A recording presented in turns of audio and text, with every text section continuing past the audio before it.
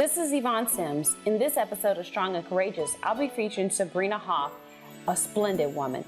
Now hear from Subrina what makes her splendid. My name is Subrina Hough, and I would describe myself as splendid. My mother found out that I was pregnant with my first son, but I was getting ready to give birth to him. I was 16 years old, and we had left Charlotte and gone to Washington, D.C. for Christmas break. Here I was, a 10th grader in high school, and so we're going away for Christmas break, and I was very naive in some points and afraid in some points. And I say that because I knew something was going on with my body. I knew there were changes. I had even felt the baby move, but it was like I numbed myself to the reality that there was a child inside me.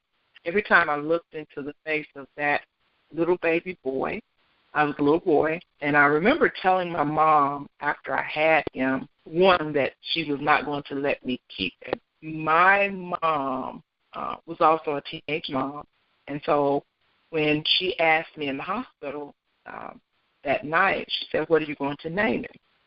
And I don't know where this came from. As a 16-year-old, I cannot tell you where it came from, but I know my mouth opened and this came out. I said, "You're not going to let me keep it, so I'm not going to name it." She looked at me and she walked out of the hospital, and she left me there that night. And it really, here I am in Washington, D.C., 16 years old, the new baby in the nursery. My mom walked out. It's December 29th, 1984, and I have no clue if she's coming back. I have no clue what I'm going to do with this baby. The nurses were very mean to me, but I knew that I had to survive this. It was like immediately something inside me said, "You have to do this. You have to do this. Regardless of what happens from this time forth, you have to do this." And so when they finally brought my son in, and they asked me if I was going to name him, I immediately thought of my two brothers, my brother Kenneth Michael, who was deceased at the time, and my brother Derek Bryan, who was alive and living in Charlotte. And so I named him Derek Michael. And I can say of a truth, he has lived up to the name of the two uncles, being a very strong young man. And so in that, I survived because there was a little person whose eyes I could look into, and I knew he depended on me for his survival.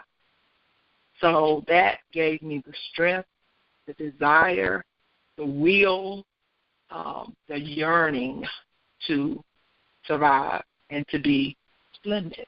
5 months after that baby was born, my mom died from cervical cancer.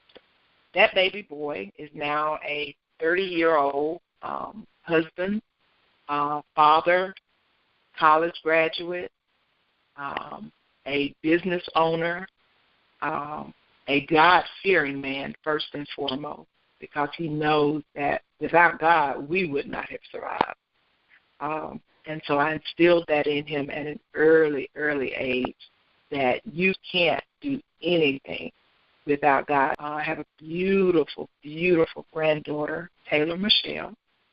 I have a wonderful, awesome daughter-in-law named Tanisha.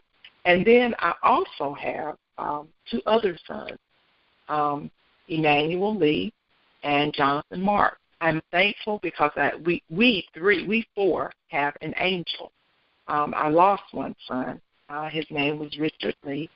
But to get to my purpose, I have to proceed under ridiculous persecution, opposition, situations, and events. And my purpose is tied to my pain. And so anything that I've had to endure, anything that I felt like was painful, I just turned it around and said, "You know what, God? It's part of my purpose.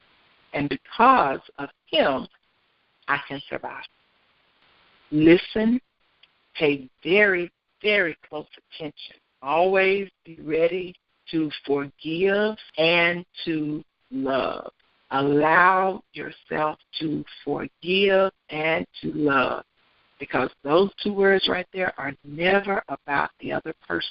There were people that hurt me along the way, and if I had not learned early that forgiveness is not about the other person and that the love of God is what forgave me, I would not have survived. To forgive and to love, because that's where your peace will come from. And you have to love yourself enough to forgive, because you have to allow yourself to forgive. There are people that hold things onto things and just think they're holding on to it because I'm angry with you, but it's because I don't love myself enough to get freedom. And when you love yourself to get freedom, you can release not just the other person, but you mainly release yourself from them. Thank you for listening to this episode of Strong and Courageous. I'm your host, Yvonne Sims. To hear more stories of strength and courage, visit my website at YvonneSims.com or my Facebook page at Yvonne Sims. Until next time, beloved, be strong and courageous.